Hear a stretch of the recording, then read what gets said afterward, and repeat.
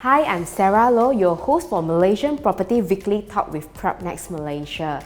Today, I will bring you to the topic of my real estate agent. It puzzles a lot of us that what are the benefits of working with real estate agent or negotiators, and how does this profession evolve over the time, as last time it was called as a broker. So today, we have with us Miss Evon Heng, our COO of PropNex Malaysia, to share with us her point of view. Hi, thank you for watching Malaysian Property Weekly Talk with PropNex Malaysia. I'm your host today, I'm Sara Low. And thank you for Toy Chan Coffee for providing us this space. And right next to me is our COO of PropNex Malaysia, Chief Operating Officer, Miss Evon Heng. And she is one of the board members of MIEA, Malaysian Institute of Estate Agents. Say hi. Hello, hi everyone. Thank you for inviting me and thank you for today's sections. Yeah, it's our honor to have Miss Evon despite her busy schedule. So Evon, you are in the real estate industry for how many years already? I in the industry almost 10 years and actually I also started from negotiator and then get my own license and then study and get myself registered as a principal. So I'm also a principal of PropNex Malaysia, overseeing all the negotiator, ensures they provide a professional, ensure they follows the rules and regulations. So it means that you actually facilitate or govern the day-to-day, all the operations from the negotiator. So I think you know a lot, the in and out, know what's happening in the market also. Yes. So for you, right, I think you see a big change in the real estate profession. So maybe you can share with us, what do you think is the biggest change in this profession? During the young time, as I know that everyone's also can be a negotiator, they will call themselves either broker or agent. So they didn't really go through the training or what sorts of certified. They only just as long as there's a purchaser, as long as there's a buyer, then they will just deal. So everyone also can do. So make until like a lot of people take these chances to actually misleading and then cheat the money from others. So that's why now they get regulated. Okay. Means that last time everyone can be a broker, right? They call themselves broker. Yes. So when they collect the deposits and all, it's into their personal account, right? Because there's no like professional. Yes. Okay. So that's why there's a lot of scamming, misleading information because no one is really enforce at the same time they take the money and run away, and you couldn't find who and cannot report to them as well. Yeah, cannot report them. Yes. Okay. So when does it start change? As I know that around 2004, they start to ensure that there's classes. All the negotiators have to go one-day classes, then only able to get certificate and then certified under registered in agency. Then slowly they change to 2 days courses because why we want to provide all these training is ensures that people are professional, they know what they're dealing and they know that all the regulations and all the process. So in this one day, last time was 1 day course, right? Now it's a 2 day course. Yes. What does it cover in the topic? What do they train? They definitely will train you is on all the regulations. What is the regulations that you need to follow? Then after that, they will train you on the professionalism, on how to deal with all those process, sales process, rental process. What is the things that must do so that protect each other?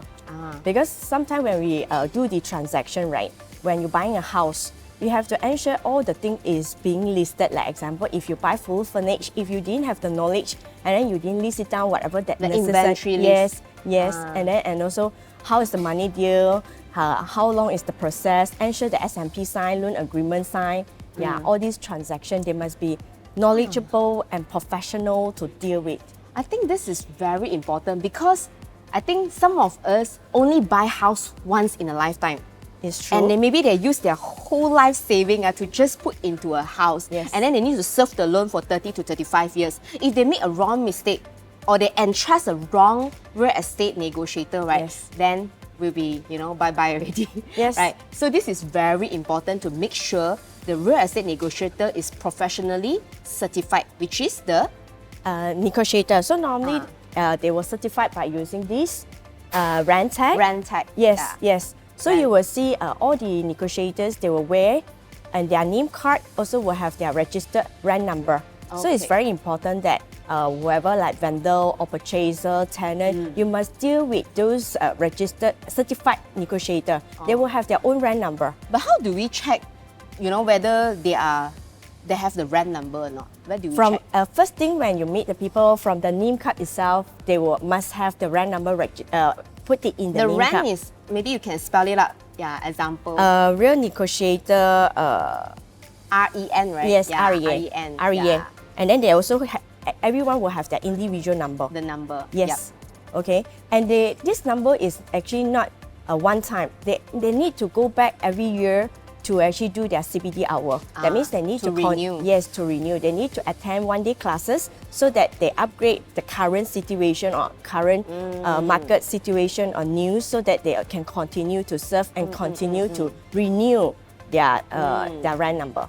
So this CPD things is just like really like a profession, just like valuer or surveyor, even Yes. doctor, engineer. Yes. They have this every year. They need to, go to the renewal class to make Yes. sure they are updated, Yes. and then only can renew their Yes. license or certified Yes. number.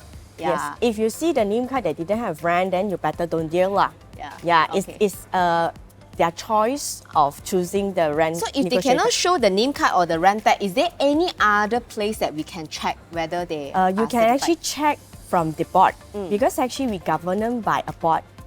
The board is called LPPEH. You can actually log into lppeh.com.my. Yeah.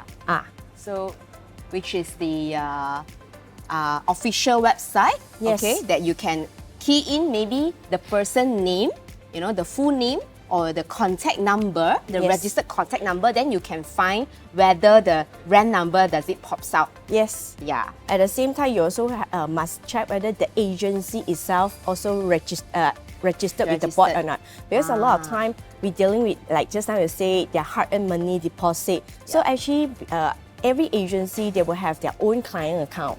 So when first deal, normally we say that when you are interested to buy this house, we need to have the considerations, offer, acceptance, and consideration. So the deposit, earnest deposit, we will put in the client account as a stakeholder. So what you mean is the deposit is not supposed to go into a personal account, no No. matter what reason. Yes. You need to put into a stakeholder account, which is the agency Yes, account. like to lawyer protect also will yourself. have a stakeholder account. Yep. So same thing with a property agency, they also will have the client account, stakeholder account. Normally this money we hold it until their loan is approved, until the sales and purchase agreement been signed. Then only we will disperse this money back to the vendor and also disperse this money as a professional fee to agency. I think this is very good point. So one thing is to check the name card. Second thing is to check the rent tag, whether they have a professional rent tag. And the third thing, which is the website. So these three things. Yes. If you really face any issue, where they can complain to, Same website, you can actually complain to the board as well. it's lppeh.gov.my. Yeah. Okay, lppeh.gov.my. This is the website that you can go. Yes, Right. correct. Yvonne, actually, I got one big question now. Why does this profession even exist? Why do we need a real estate negotiator? Just like when we want to order a coffee or we want to buy some food in the counter, just like McDonald's and all, right? So now everything is automated through the self-purchase counter, the machine. Why do we need real estate? Sarah, like you see, all this coffee, McDonald's is community item. And you can buy at the counter. But house is different. Like sometimes if got show gallery and also those now got already 3D, you can actually purchase it on website. But you also don't really believe on that. You also want to go into and feel it. And same thing, you also would like to have someone professional to able to advise you which is the right location, what is the good investment. So all this you still need a negotiator to support on this whole process. And as we know, houses is big tickets of involvement and it involve a lot of money and also involve of a lot of time and also process. So if you didn't have a negotiator to support you, you might, what is the next? So what next? So it will make you confused. So what you mean here is big ticket item, there is a lot more legal or details process that we need someone to govern or to facilitate the whole process. Yes. Just like buying a property, maybe it's someone's use their life saving to buy a house, maybe once in a lifetime, and then they need to serve the loan for 30 to 35 years. So if they make the wrong decision, wrong choice, then they need to tie up with the loan for 30 years. So this is like a very big decision in our life. Yes. Right? So it's not just like buying veggie. Yes, strongly agree with you. That's why we really need to ensure all the process, and then we also will ensure that tenant get their home sweet home, buyer get their home sweet home, and owner actually sell it at the reasonable or their price So when you talk about price, so I think price is something that we always need to meet a balance, right? So what does the main role as a real estate negotiator do? That's why this come into place that you have negotiator. We negotiate the price. A lot of time buyer would like to buy for as low as possible, and owner want to sell as high as possible because everyone want to get the best of their winner. So we come in the middle to ensure both win-win and get the deal done. True. If not, they will always want different price. So you need someone that very neutral in the middle to help negotiate the process. Yes. Yeah. I think this is a good point. Any other thing else you want to add on? Why do we need a real estate negotiator? Another thing is a lot of time the process is so long, and then if especially for those first time buying, first time selling, then you don't really know what is the next. So the process itself, negotiator were able to advise. Like the financial, the banking, Yes. the SPA, the lawyer Yes. part, Yes. handover part, all those details, the MOT, Yes. transfer title. Yes, all this. And then thirdly is about time.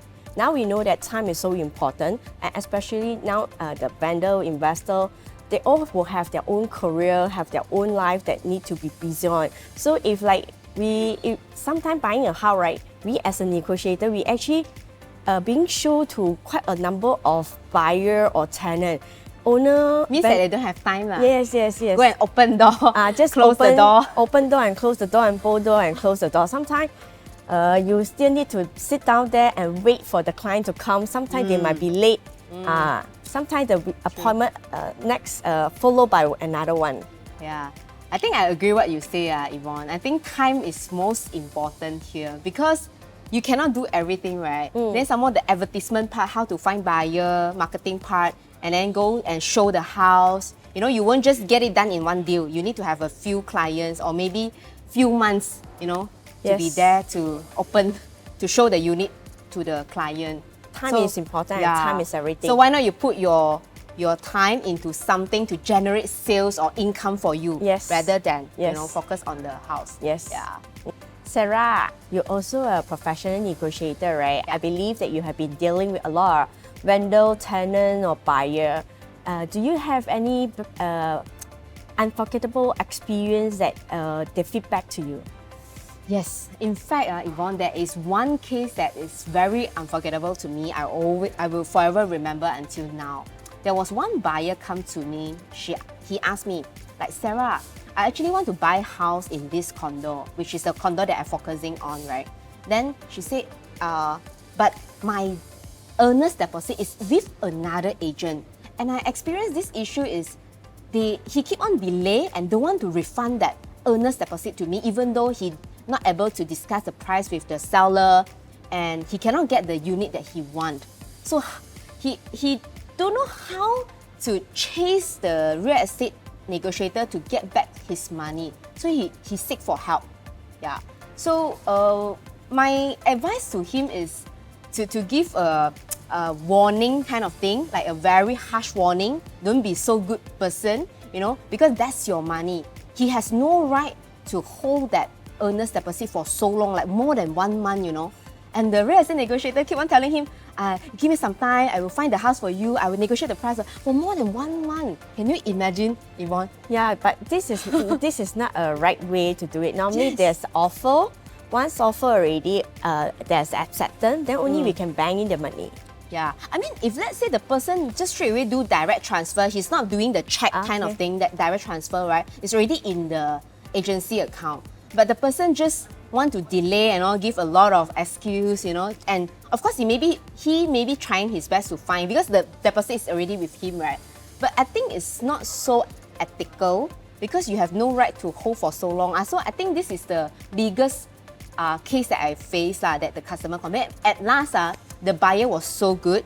He never go and complain. Even though I asked him to go and complain to the LPPAH, he never. But he just like give a harsh warning. Then after that, the agent refund the deposit, and then he at last bought for me another unit. Okay. Yeah. So that's why, like just now only what we discussed. So to appoint a professional negotiator is so important. First, you have to identify them as a certified negotiator. Secondly, is actually about they know about their professionalism, and you ensure that all the money is not to the individual personal account. So you must go into the client account. Thirdly, is about the whole process that they might understand. The do and don'ts, yes, I think. Yes. They doesn't know that they cannot hold the client's money for so Yes. long without Then, any reason. Other than that, is actually this is the main three key point. So consumer, you must know your right and know who you need to choose and get the right one to get the things done and deal it happily. So if things really happen, then they can go and report or complain. Yes, they can Yeah. go to the lppeh.gov.my. This website. Yes. To seek for help. Yes. Yeah.